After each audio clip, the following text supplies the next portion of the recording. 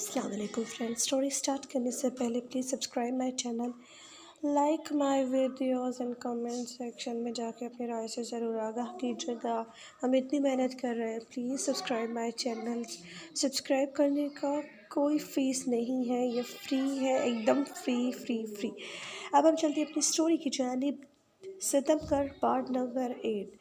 उधर हमजा साई अपने घर वालों को ये हम जता रहा होता है कि मतलब कि ज़ोया उस घर में वैसे ही रहेगी जैसे सब और रह रहे हैं। उसका भाई उमर उसे मुखातिब होता है, क्या हमजा भाई आप से एक बात पूछ सकते हैं हम? जी बोले। क्या वो पढ़ाई तो आगे नहीं करेगी ना? क्योंकि अगर वो आगे स्टडी करेगी तो फिर वो ये काम तो कर ही नहीं सकेगी। और आपने तो पढ़ने लिखने की इजाज़त तो नहीं दी ना, क्योंकि हमारे ख़ानदान में को लड़कियों को इतना पढ़ाना अच्छा नहीं समझा जाता।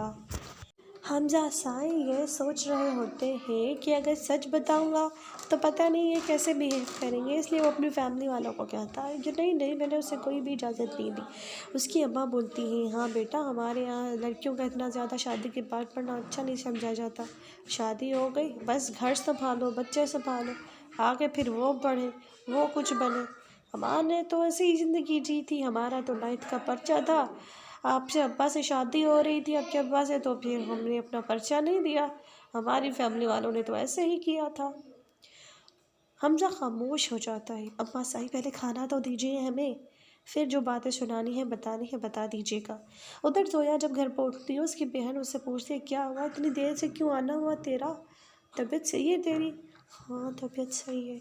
क्या हुआ है, इतनी पीली क्यों पड़ती जा रही है? कुछ नहीं, वो आ रही थी ना तो बस थोड़ा सा बुखार हो रहा है।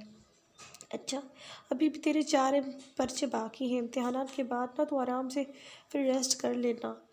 जोया की अम्मी उससे मुखातिब होकर कहती है कि तुम्हारे ससुराल वालों ने ये कहा है, हुक्म हम पर सादिर किया है कि वो ना तुम्हारे एग्ज़ाम्स के बाद तुम्हारी जल्द से जल्द विदाई चाहते हैं। और क्या अम्मी? और वो चाहते हैं कि आज शाम वो जाएंगे शॉपिंग पे, और आपको भी कुछ ख़रीदना हो तो आप उनके साथ चल दे जाइए, नहीं तो आप अपनी चीज़ों की लिस्ट बना के उन्हें दे दीजिए। अम्मी हमें कुछ नहीं चाहिए।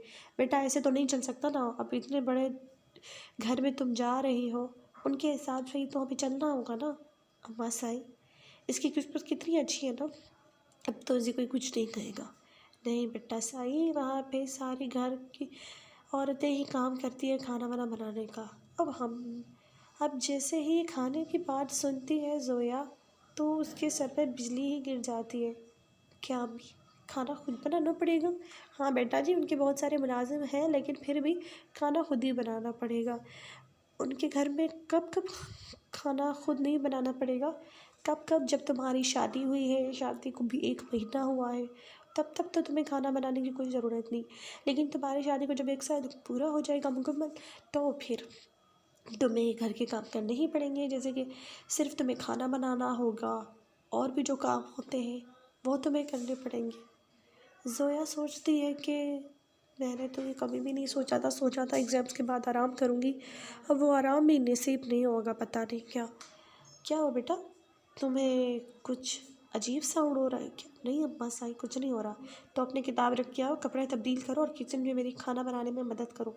अम्मा साई, मैं बहुत थकी हुई हूँ, मुझे खुद भूख लगी, मैं खाना खाऊंगी। बेटा साई, हम इतने काम में मसरूफ़ थे, हमने दोपहर का खाना ही नहीं बनाया। वाह अम्मा साई वाह, हमारे लिए तो दोपहर का खाना तक नहीं। क्या ही बात है। ज़ोया दिल में मिनमिनाती है कि अच्छा होता कि मैं वहाँ हमजा साई के साथ ही खाना खा रही थी, अभी इधर भूखा नहीं रहना पड़ता। खैर, ज़ोया बेचारी किताबें रूम में रख के आराम से कपड़े तब्दील करके झूले में बैठकर आराम फरमा रही होती है। उसकी मम्मी आती है और कहती है कि बेटा उठ और किचन में चल के हमारी काम में मदद करवा, तेरे अब्बू आ जाएंगे 1-2 घंटे में खाने के लिए, फिर क्या कहेंगे हम? अम्मी, आज अब्बू के लिए भी खाना नहीं था क्या? तुम्हारे अब्बू आज जंगलों में लकड़ियाँ निकालने गए हैं, तो वहाँ उन्हें कुछ टाइम लग जाएगा, तो अभी तक वो आए नहीं हैं। अच्छा, शुक्र है खुदा का मैं जल्दी जल्दी घर आ गई, वरना अब्बा को पता चल जाता तो। हाँ बेटा तू ये बता, तू खाने में क्या खाएगी? अम्मी आपको पता तो है, जो भी होता है मैं खा लेती हूँ। फिर भी पता तो चले ना बेटा, तुम क्या खाओगी? अम्मी जो आपका दिल करे। बेटा पूछ रही हूँ, फिर से बता दो वरना दोबारा नहीं आऊँगी फिर। अम्मी, आलू बना दीजिए ना। बेटा, आलू मैंने चढ़ा दिए हैं, वो तुम खुद बना लो। आटा मैंने गूंद लिया है, रोटियां तुम बना लेना। बर्तन मेरे पड़े हुए हैं, मैं धो के आती हूँ, तब तक ये सारा काम ख़त्म कर देना। ये जब तक इसकी अम्मी से बातें सुना रही होती है, इसके अब्बू तब तक लकड़ियाँ लिए आते हैं। उफ खुदाया, एक तो ये गैस का प्रॉब्लम, ऊपर से लकड़ियों पे खाना बनाओ, वो भी मैं, मुझसे होगा ये। जोया अपनी बहन से मुखातिब होके कहती है कि यार तू मेरी कुछ हेल्प कर ले। देखो, मैं आती हूँ, 2 मिनट दो मुझे, ये सूट कंप्लीट करके आती हूँ। रह जाए दे, जब तक तू ये सूट कंप्लीट करेगी ना, तब तक भूख के बारे में ही कंप्लीट हो जाऊँगी। उधर हमसा साई से सब्र ही नहीं होया जाता कि अभी दिन कब गुजरेंगे। वो तो बेचारा जोया की यादों में ही होता है, कब दिन गुजरेंगे, कब सोया यहाँ आएगी। लेकिन एक बात तो है, सोया बहुत अजीब इंसान है। उसे मेरी मोहब्बत की तो कदर ही नहीं है। मैं उसे पलकों पे बिठाना चाह रहा हूँ, उसे आसमानों की सैर करवाना चाहता हूँ, इतनी उसे इज्जत दे रहा हूँ, और वो हर बार मेरी मोहब्बत के साथ ऐसा नहीं बर्दाश्त कर सकता मैं। हमजा सोचता है कि वो अपने इस मसले के बारे में अपने भाई से कुछ कहे, लेकिन वो अपने भाई का नेचर देखकर खामोश हो जाता है। क्या हुआ? मीर साई अपने बेटे हमजा साई से मुखातिब होते। क्या हुआ बेटा? कुछ नहीं हुआ बाबा। तो आप इतना अजीब क्यों साउंड कर रहे हो? अच्छा बाबा, मैं आपसे कुछ कहना चाहता हूँ। कहो बेटा। आ, मुझे जोया के बारे में आपसे कुछ बात करनी है। जी बेटा करो। पापा मैंने ना, हाँ आपने ना, फिर हमजा साई कुछ सोच कर चुप रह जाते हैं। ये मैं क्या कर रहा हूँ? उन उन किसानों को भी मैंने यही बोला था, पापा साई को पता न चले कि जोया को मैं खेतों में ले आया था ज़मीनें दिखाने के लिए, और हमारा वहाँ झगड़ा हो गया था। अगर मैं जोया की पढ़ाई की बात बाबा के सामने करता हूँ तो बाबा पूछेंगे और फिर भांडा फूट जाएगा। जो राज में छुपाना चाहता हूँ वही बात बाबा साई को कैसे कह सकता हूँ? और अगर मैं ऐसे कह लगा तो फिर मेरा क्या होगा? मुझे कुछ ना कुछ करना होगा, पर मैं क्या ही कर सकता हूँ? हम ज़रा साइन दिल में मिनमिना रहे होते। बेटा साई कोई बात करनी है? नहीं तो चुपचाप खाना खा लेना बेटा साई, बहुत देर हो रही है। हमजा साई कुछ सोच कर चुप हो जाते हैं, और फिर खाना कंप्लीट करके जब वो रूम में जाते हैं, क्या हुआ बेटा सी, आप हमें नहीं, हमारे साथ नहीं जा रहे हो?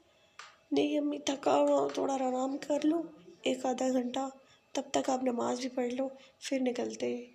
क्योंकि उस वक्त दोपहर के 2 बज चुके होते। हाँ बेटा, देर हो गई थी तैयारियों इतनों में कि हम तो नमाज ही नहीं पढ़ पाए। हाँ सही है। वो अपनी बड़ी बहू से मुखातिब होती है बहादुर बेगम, और कहती हैं कि हम दोनों नमाज़ पढ़ के आते हैं, फिर आप गाड़ी निकालिए, हम जा रहे हैं। अच्छा। और हाँ बेटा, हमजा साहब भी बोलने ही वाला होता है कि मैं नहीं जा रहा, तब उसकी अम्मी कहती है कि हम जोया और इसकी बहन को भी साथ में ले जा रहे हैं, जो भी उसे पसंद हो वो वहाँ ख़रीद ले। अभी हमजा बहुत थका हुआ होता है, लेकिन जब ये जोया का नाम सुनता है तो वो कहता है हाँ अम्मी जी, मैं आपके साथ ज़रूर चलूँगा, कोई बात नहीं। नहीं तो बेटा कोई बात नहीं, अगर आप थके हुए तो हम ड्राइवर के साथ चले जाएंगे। नहीं नहीं अम्मी जान, नहीं नहीं, ड्राइवर को क्यों तकलीफ़ देना, हम आपके साथ खुद चल लेंगे। अच्छा बेटा, जोया की बात सुनकर ही आपने हाँ बोली है ना, वरना आप तो ना ही बोलने वाले थे। नहीं अम्मी जी, ऐसी कोई बात नहीं है, हम चलेंगे आपके साथ। और बेटा आपके कुछ काम? नहीं अम्मी, आजकल हम तो रेस्ट कर रहे हैं, क्योंकि बाबा ने कहा था कि बेटा जब तक विदाई नहीं हो जाती, बहू यहाँ रुखसती करके आ नहीं जाती, तब तक आप यहाँ गांव में ही रहें। पर बेटा आपने तो कहा था आपको अपनी हायर स्टडी के लिए जाना है, तो फिर अगर हम अभी रुखसती करवा लेंगे तो फिर आपको कोई मसला मसाइल तो पेश नहीं आएगा? नहीं अम्मा साईं, कोई मसला मसाइल पेश नहीं आएगा। हमने यूनिवर्सिटी में एडमिशन तो ले लिया है, अब 1 महीने के बाद है हमारे क्लासेस, तब तक तो हम यहाँ पे आराम फरमा सकते हैं ना अम्मा जान। अभी ही चंद दिन पहले अपने एग्ज़ाम मुकम्मल करके आए हैं हम, फिर हम वापस इस्लामाबाद चले जाएंगे। तो बेटा आप अकेले जाइए? अम्मा साईं क्या बातें कर रही हो आप? पहले तो हम जोया की रुखसती करेंगे ना, उसके बाद हम चले जाएंगे, और फिर हम छुट्टियों में वापस आ जाएंगे। अच्छा बेटा साईं, चलो बेटा सी आप जाके आराम फरमाएं, हम तब तक जा रहे हैं रेस्ट करने के लिए। जोया की सास की कॉल आती है उसकी बहन के मोबाइल पर। जैसे ही वो कॉल पिक करती है जोया की बहन, तो उसे ये कहा जाता है कि मतलब हम अभी घर से निकल रहे हैं, आप अपनी बहन को बता दीजिएगा कि हम आपके घर आ रहे हैं, और तैयार होके हम उनको गाड़ी से पिक कर लेंगे और हमें शॉपिंग करने के लिए जाना है, तो आप दोनों ही साथ चलिए हमारे। ये बात सुनने के बाद ज़ोया और उसकी बहन को तो जैसे झटका ही लग जाता है। इधर ज़ोया लकड़ियों पे काम कर रही होती है, ज़ोया की बहन अपनी अम्मी से मुखातिब होती है और उन्हें ये सारी बातें बोल रही होती हैं। ज़ोया की कहती है कि अच्छा ज़ोया क्यों बोला है कि वो भी साथ चले, तो फिर दोपहर का खाना कौन बनाएगा? कोई बात नहीं अम्मी, आप हम बना लेंगे ना साथ मिल कर के, जल्दी जल्दी बन जाएगा। तो मैं उन्हें कह दूँ कि वो हमारी तरफ से हाँ है। ठीक है बेटा, आप अपनी तरफ से हाँ कह दें। ज़ोया की अम्मी आती है और अपनी बेटी को बोलती है कि बेटा उठो किचन में से, तुम जाओ हाथ मुँह धो लो, कपड़े तब्दील कर लो, तुम्हारी सास तुम्हें लेने के लिए आ रही है शॉपिंग के लिए। अम्मी पर खाना खाना बेटा तुम बाद में वहाँ से ही खा